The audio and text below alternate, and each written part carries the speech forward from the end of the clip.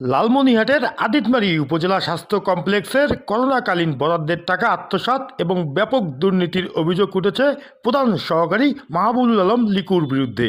ভুয়া voucher, bank জালিয়াতি এবং বিলাসবহুল জীবনযাপন। স্যার লিকুইড দিতে বলছে, লিকুইড দিয়েছি, স্যারকে নিছে। আপনাকে কতটুকু দিল? আমাকে দিয়েছে কত? 10,000 টাকা দিয়েছে। আদিতমারী উপজেলা স্বাস্থ্য কমপ্লেক্সের স্বাস্থ্যকর্মীরা করোনাকালীন সময়ে জীবনের ঝুঁকি নিয়ে কাজ করেছেন, কিন্তু সেই সময়ের প্রণোদনার টাকা নিয়ে এখন উঠেছে বড় ধরনের দুর্নীতির অভিযোগ। এই টাকা আমি তো চাঁদপুর থেকে এসে জানি না যে এখানে টাকা আছে, এই অ্যাকাউন্টে টাকা আছে।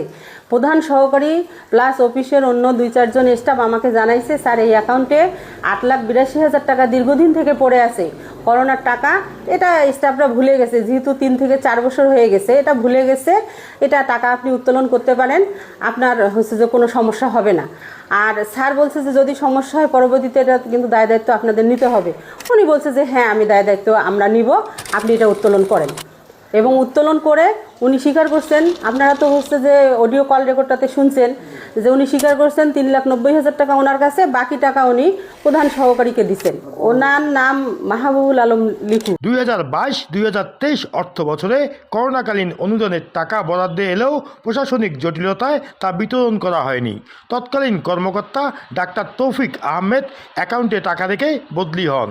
পরে দায়িত্বে আসা কর্মকর্তারা বিষয়টি ঝুলিয়ে রাখেন। অভিযোগ উঠেছে, সর্বশেষ দায়িত্বে থাকা ডাক্তার রাজন কুমার দাস বদলির আগে গোপনে প্রায় 8 লাখ টাকা উত্তোলন করেন। এরপরই 9 মার্চ 2026 তারিখে স্বাস্থ্যকর্মী শেফালী বেগমের নেতৃত্বে গণস্বাক্ষর সহ লিখিত অভিযোগ দায়ের করা হয়।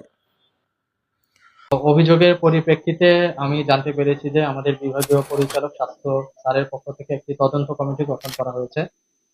আমার মনে হয় সেই তদন্ত কমিটি তদন্ত করলে, পুঙ্খানুপুঙ্খভাবে তদন্ত করলে এর সাথে বা পুরো ঘটনাটা আমরা দেখে আসবো।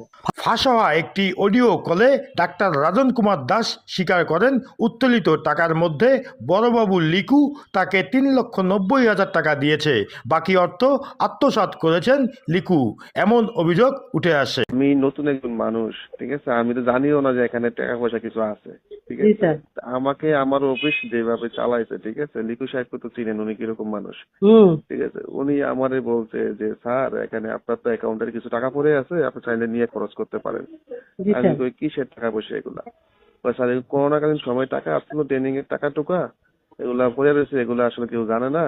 তাহলে স্যার আপনি অফিসের 5 মাসে খরচ করতে, আমি বলছি কোনো অসুবিধা হবে কিনা, তাহলে আপনি মাইদুল সুজা প্রমোদ সবার সাথে আলোচনা করেন, ওইটা আমাকে জানান, বা আপনি কার কার সাথে আলোচনা করবেন। যদি কোনো অসুবিধা না হয় তাহলে টাকাটা উঠিয়ে অফিসিয়াল পারপাসে খরচ করেন। আর বাকি টাকার মধ্যে আমাকে 3,90,000 টাকা দিচ্ছে, আমার কাছে রাখছি, আর বাকি টাকা লিকু সাহেবের কাছে রাখছে। লিকু সাহেব রাইকা ওদেরকে পরে উনি ওনার মতো করে টাকা দিচ্ছে। ঘটনা প্রকাশের পর ডাক্তার রাজন ধাপে ধাপে কিছু টাকা ফেরত দিলেও বাকি অর্থের কোনো হদিশ পাওয়া যায়নি। অভিযোগ আছে, এই বড়বাবু ভুয়া ভাউচার তৈরি করে সরকারি অর্থ আত্মসাৎ করে আসছেন। শুধু তাই নয়, স্যালারি অ্যাকাউন্টের বিপরীতে ব্যাংক ঋণ নিয়ে পরে অ্যাকাউন্ট পরিবর্তন করেন। খেলাপি ঋণ হওয়ার অভিযোগও আছে তার বিরুদ্ধে। দুর্নীতির বিষয়ে জানতে চাওয়া হলে সাংবাদিকদের এড়িয়ে যান মাহবুবুল আলম লিকু।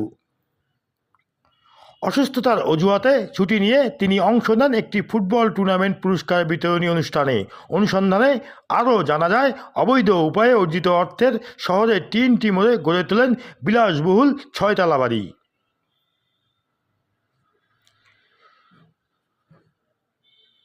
সারা দেশে যেখানে আপনার হামের কারণে সকল স্বাস্থ্যকর্মীর ছুটি বাতিল করছে, সেখানে আপনি আপনার নিজের অসুস্থতার কারণ দেখিয়ে আপনি এখানে আসছেন, কেন আসছেন বলেন, বলেন কি কারণে আসলেন? হ্যাঁ, আমরা দেখেছি যে ওনার হাজিরা খাতায় স্বাক্ষরে ওনার নাম রয়েছে এবং উনি সকালে অফিসে এসেছিলেন, এসে আমার কাছ থেকে উনি কর্মস্থল ত্যাগের জন্য মৌখিক অনুমতি গ্রহণ করেছেন অসুস্থতাজনিত কারণে। তবে আপনি যেটা বললেন এটা আমার জানা ছিল না। আপনি আমার কাছে যেহেতু অভিযোগ করলেন, আমি এটা খতিয়ে দেখব। করোনাকালীন সময়ে জীবনের ঝুঁকি নিয়ে স্বাস্থ্যকর্মীরা যখন প্রাপ্য অর্থ থেকে বঞ্চিত, তখন এই দুর্নীতির অভিযোগে স্বাস্থ্য বিভাগের স্বচ্ছতা ও জবাবদিহিতা নিয়ে প্রশ্ন ওঠে।